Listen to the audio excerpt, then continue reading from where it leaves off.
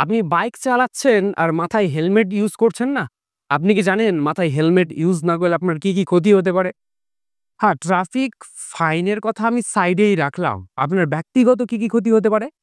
আপনি আপনি যখন উইথআউট হেলমেটে গাড়ি চালাবেন, আপনার চোখে পোকা পড়বে, আপনার মুখে, চোখে ধুলো পড়বে। এই সমস্ত জিনিসগুলো আছে।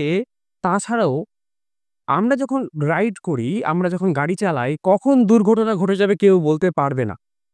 আপনি ধরুন আপনি ভালোভাবে গাড়ি চালাচ্ছেন। আপনার পাশে থেকে বা আপনার পিছন থেকে এমন কোনো গাড়ি এসে আপনাকে ঠুকে দিল। আপনি পড়ে গেলেন এবং আমাদের দেহের মধ্যে সবথেকে সেনসিটিভ পার্ট হচ্ছে মাথা। মাথাতে যদি আঘাত লাগে তাহলে আমাদের বাঁচার সম্ভাবনা খুবই কম থাকে। তো আমাদের মাথাকে বাঁচাতে হবে। যাতে আমাদের মাথাতে আঘাত বেশি না হয়। ওইজন্যই তো আমাদেরকে হেলমেটটা পড়তে বলে। ওইজন্যই তো পুলিশ ফাইন দেয়। তো ফাইনের কথা যদি বলি তাহলে আমাদেরকে ৳১,০০০ ফাইন দিতে হয়। ট্রাফিক যদি আমরা হেলমেট যদি না ইউজ করি, তাহলে আমাদেরকে ৳১,০০০ তো ফাইন দিতে হচ্ছেই। তাছাড়া আপনার নিজের ক্ষতি হচ্ছে। আপনি অ্যাক্সিডেন্ট হয়ে গেলে আপনার জীবন নিয়ে টানাটানি পড়ে যেতে পারে। টানাটানি হয়ে যেতে পারে। সুতরাং আমাদেরকে হেলমেট ইউজ করতে হবে। মানছি আপনি ভালো ড্রাইভ করেন, মানছি আপনি ভালো গাড়ি চালান। ধরুন আপনাকে পেছন থেকে এসে কেউ ঠুকে দিল। আপনি পড়ে গেলেন। আপনার মাথায় আঘাত লাগলো। তখন কি করবেন? যদি আপনার মাথায় হেলমেট থাকে তাহলে আপনি বেঁচে যাবেন বা আপনি সুস্থভাবে থাকবেন। আপনার পরিবারের কাছে আপনি ভালো থাকবেন।